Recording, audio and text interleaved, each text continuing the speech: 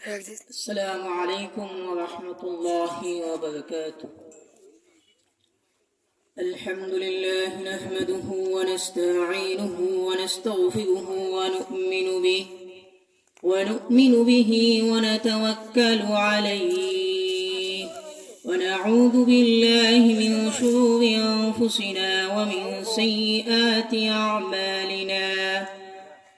من يهده الله فلا مضل له ومن يضلله فلا هادي له.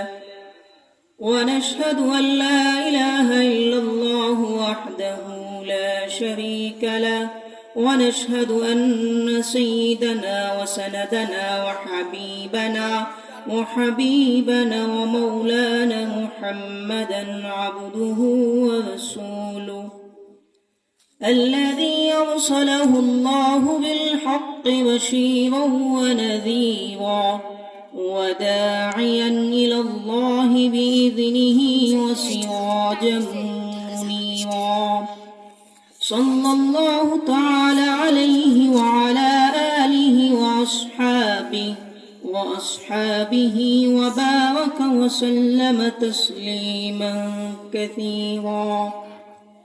أما بعد فأعوذ بالله من الشيطان الرجيم. بسم الله الرحمن الرحيم. والعصر إن الإنسان لفي خسر إلا الذين آمنوا وعملوا الصالحات وتواصوا بالحق وتواصوا بالصبر. صدق الله مولانا العظيم وبلغنا رسول النبي الأمي الكريم ونحن على ذلك لمن الشاهدين والشاكرين والحمد لله رب العالمين. اللهم صل على محمد وعلى آل محمد كما صليت على إبراهيم وعلى آل إبراهيم إنك حميد مجيد. اللهم بارك على محمد وعلى آل محمد كما باركت على إبراهيم وعلى آل إبراهيم إنك حميد مجيد. রমাপতিপুর বাইতুন নূর জামে মসজিদের উদ্যোগে সৈয়দম তাফসীরুল কুরআন মাহফিলের সম্মানিত সভাপতি সাহেব, উপস্থিত হযরত উলামায়ে কেরাম, সমবেত দিনদার ইমানদার মুসলিম ভাইরা, পর্দার আড়ালের অবস্থানরত শ্রদ্ধা সম্মানিত মা ও বোনেরা, আমি সর্বপ্রথম মহান মালিকের দরবারে শুকরিয়া আদায় করছি, যিনি আমাদেরকে দয়া করে মায়া করে মেহেরবানি করে বুজুর্গানদের সুহবতে এনে কুরআন ও হাদিসের আলোচনা করবার এবং শুনবার তৌফিক দিয়েছেন।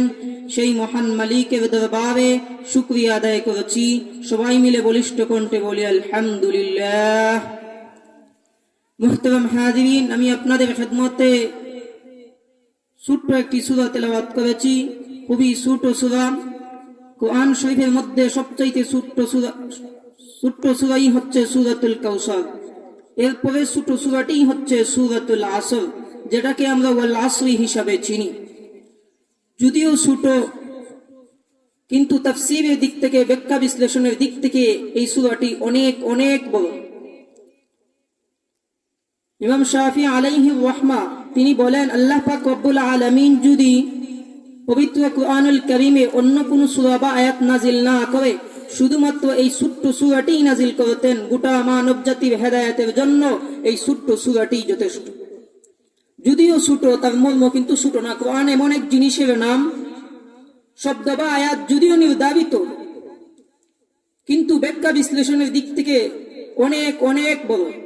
লক্ষ্য করে দেখেন, ভারতবর্ষের কৃতি সন্তান, দারুল উলুম দেওবন্দ মাদ্রাসার অন্যতম তারকা ছাত্র শাইখুল হিন্দ হযরত মাওলানা মাহমুদ হাসান দেওবন্দি রহমাতুল্লাহি আলাইহির সরাসরি ছাত্র ইমামুল আসর হযরত মাওলানা মুহাম্মদ আনোয়ার শাহ কাশ্মীরি রহমাতুল্লাহি আলাইহি, যিনি 1933 ইংরেজি সনে ইন্তেকাল করেছেন।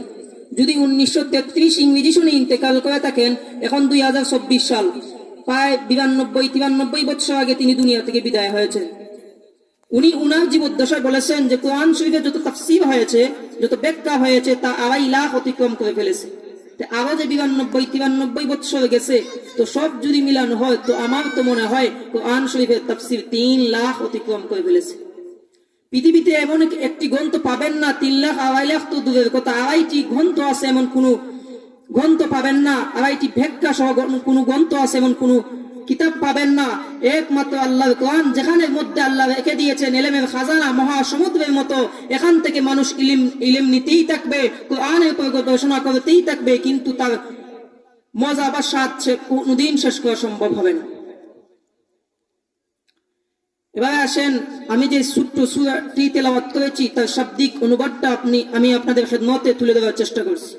আল্লাহ পাক রব্বুল আলামিন বলেন, ওয়াল আসর, আসরের কসম, আসরের শপথ, ইন্নাল ইনসানা লাফি খুসর, নিশ্চয় সমস্ত মানুষ ক্ষতিগ্রস্ত, ইল্লাল্লাযীনা আমানু, তারা ব্যতীত যারা ঈমানদার। 2 নম্বর গুণ হচ্ছে ওয়া আমিলুস সালিহাত, যারা নেককার। 3 নম্বর গুণ হচ্ছে ওয়া তাওয়াসাউ বিল হক, যারা একে অপরকে সত্য উপদেশ দেয়। 4 নম্বর গুণ হচ্ছে ওয়া তাওয়াসাউ বিস সবর, যারা একে অপরকে ধৈর্য ধারণের উপদেশ দেয়। আল্লাহ পাক রব্বুল আলামিন বলেন সমস্ত মানুষ ক্ষতিগ্রস্ত। এই 4 গুণ আমলওয়ালা মানুষ ব্যতীত সব মানুষ ক্ষতিগ্রস্ত। এই 4 গুণ আমলওয়ালা যার মধ্যে আছে, আল্লাহ পাক রব্বুল আলামিন কোরআনে অন্য আয়াতে বলেন যে তাদের ঠিকানা হবে জান্নাতুল ফিরদাউস। এবারে আসেন, এই সূরাটি কেন নাজিল হয়েছে? একাধিক শানে নজুলের কথা মুফাসসিরিন একরাম উল্লেখ করেন। এর মধ্যে একটি হলো এই সূরাটি নাজিল হয়েছে সাইয়্যিদিনা হযরত আবু বকর সিদ্দিক রাদিয়াল্লাহু তাআলা আনহুর ব্যাপারে, উনার পক্ষে।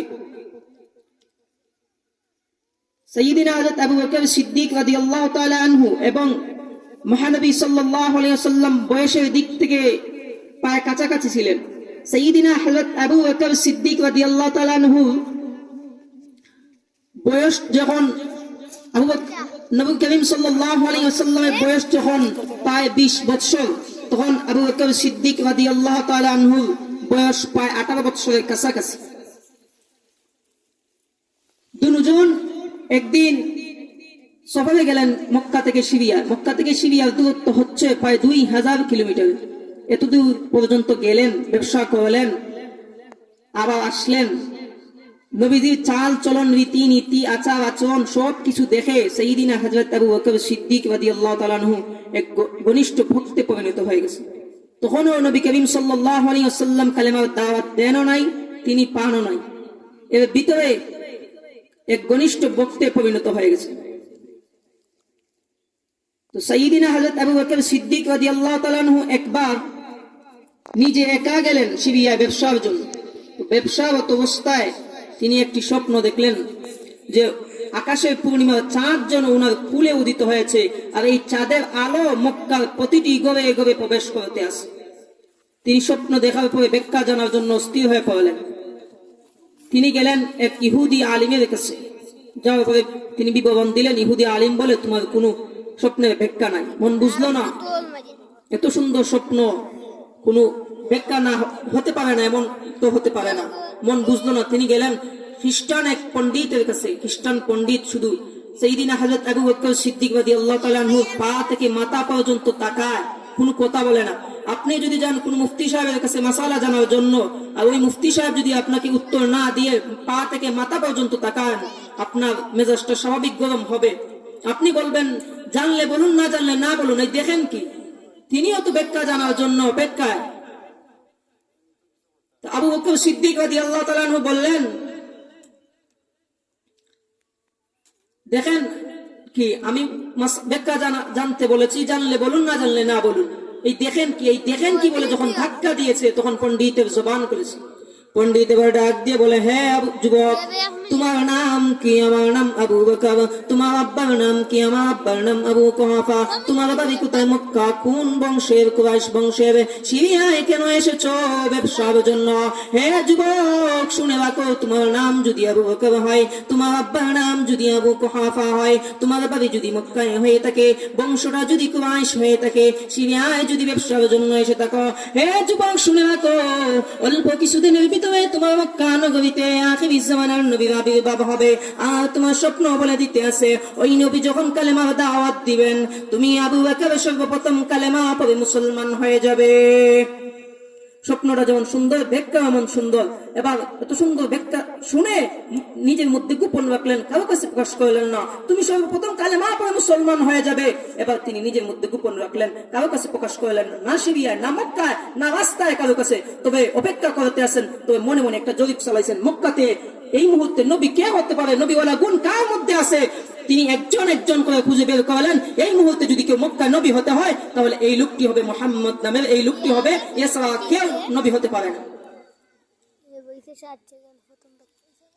অপেক্ষা করতে আসেন, দিন যায়, সপ্তাহ যায়, মাস যায়, বছর যায়, বছরের পর বছর যায়, নবুয়তের কোনো ঘোষণা আসে। অপেক্ষার সময় বড় কষ্টের হয়, অপেক্ষার সময় যাইতে চায় না। হেরা গুহা পর্বত থেকে রহমাতুল লিল আলামিন নবী মুহাম্মদ রাসূলুল্লাহ যখন নবুয়তের আনুষ্ঠানিক দায়িত্ব নিয়ে যখন ফিরলেন, মক্কায় ফিরলেন, নবী আবার চিন্তা করতে লাগলেন কার কাছে কালেমার দাওয়াত দেব, কে শুনবে। মক্কার মানুষ তো মূর্তি পূজারী, আল্লাহর ঘরের ভিতরে 360টা, শুধু তা না তাদের পকেটে থাকে ছোট ছোট মূর্তি, নদীতে কোথাও গেলে নৌকায় করে নিয়ে যায়, সাথে নিয়ে যায় ছোট ছোট মূর্তি, নদীর পথ থেকে বাঁচার জন্য, বিপদ থেকে বাঁচার জন্য, রাস্তায় কোথাও গেলে সাথে নিয়ে যায় মূর্তি, বিপদ থেকে বাঁচার জন্য। আর আমার আল্লাহ কয়জন, আমার আল্লাহ কয়জন, একজন। তাদের মাবুদের অভাব নাই, অসংখ্য অগণিত, আর আমার আল্লাহ একজন। এ মুসলমান আওয়াজ করে বলবেন তাদের মাবুদের অভাব নাই, এরপরেও কি তাদের কোনো ক্ষমতা আছে না নাই? কোনো ক্ষমতা নাই। আমার আল্লাহ একজন হলেও ক্ষমতা আছে না নাই? قدر قدرت داري فبتخاه يكوني قدر قدرت داري فبتخاه يكوني مردبت جاني بخشي زنده বেজাকুনি। আমার আল্লাহ যদি, আমার আল্লাহ মুর্দাবে জিন্দা, জিন্দাবে মুর্দা বানাতে পারেননি না, পারেন না। এ মুসলমান, ইন্নামা আমরুহু ইযা আরাদা শাইআ আন ইয়াকুলা লাহু কুন ফায়াকুন। আমার আল্লাহ যদি বলেন হয়ে যাও তো সাথে সাথে হয়ে যায়। আমার আল্লাহ যদি বলেন হয়ে যাও তো সাথে সাথে হয়ে যায়। নবী করিম সাল্লাল্লাহু আলাইহি ওয়াসাল্লাম চিন্তা করতে লাগলেন কার কাছে কালেমার দাওয়াত দেব, কে শুনবে। মাবুদের অভাব নাই, যেই দলে মানুষ তো সবই সেই দলে। সাইয়্যিদিনা হযরত আবু বকর সিদ্দিক রাদিয়াল্লাহু তাআলা আনহু নবীজির নবুয়তের ঘোষণা শুনে আবু বকর সিদ্দিক রাদিয়াল্লাহু তাআলা নবীর খিদমতে হাজির। নবী করিম সাল্লাল্লাহু আলাইহি ওয়াসাল্লাম ডাক দিয়ে বলেন, আবু বকর একটি বিশেষ কথা বলতে চাই। তিনিও তো একটি বিশেষ কথা শোনার জন্য অপেক্ষায় আছেন। তিনি বলেন কি বিশেষ কথা বলতে চান বলেন। নবী করিম সাল্লাল্লাহু আলাইহি ওয়াসাল্লাম ডাক দিয়ে বলেন, আবু বকর এতদিন পর্যন্ত আমার পরিচয় ছিল মুহাম্মদ ইবনে আব্দুল্লাহ, আমি আব্দুল্লাহর পুত্র মুহাম্মদ, কিন্তু এখন থেকে আমার পরিচয় মুহাম্মদ রাসূলুল্লাহ, আমি মুহাম্মদ আল্লাহ পাকের প্রেরিত রাসূল। সাইয়্যিদিনা হযরত আবু বকর সিদ্দিক রাদিয়াল্লাহু তাআলা আনহু বলেন, আপনি যে নবী দলিল কি, প্রমাণ কি? নবী করিম সাল্লাল্লাহু আলাইহি ওয়াসাল্লাম সাথে সাথে জবাব দিয়ে বলেন, ও ইয়া কাল্লাতি ওয়াইতা ফিশ শাম, হে আবু বকর আজ থেকে কয়েক বছর পূর্বে তুমি সিরিয়ায় গিয়ে যে স্বপ্নটি দেখেছিলে ওই স্বপ্নটাই হলো আমার নবুয়তের দলিল। আবু বকর সিদ্দিক রাদিয়াল্লাহু তাআলা আনহু চিন্তা করতে লাগলেন, আমি স্বপ্ন দেখলাম, কারো কাছে প্রকাশ করলাম না, ব্যাখ্যা আমিও জানলাম, কারো কাছে বললাম না। উনি কেমন করে জানলেন? অবশ্যই উনি আল্লাহর রাসূল, আর কোনো সন্দেহ নাই। অতএব আর দেরি করতে চাই না, নবী গো আমাকে কালেমা পড়ে মুসলমান বানিয়ে দিন। যতটুকু কথা বললাম এত আল্লাহ পাক রব্বুল আলামিন যেন আমল করার তৌফিক দান করেন। ওয়া মা আলাইনা ইল্লাল বালাগ। আসসালামু আলাইকুম ওয়া রাহমাতুল্লাহি ওয়া বারাকাতুহু।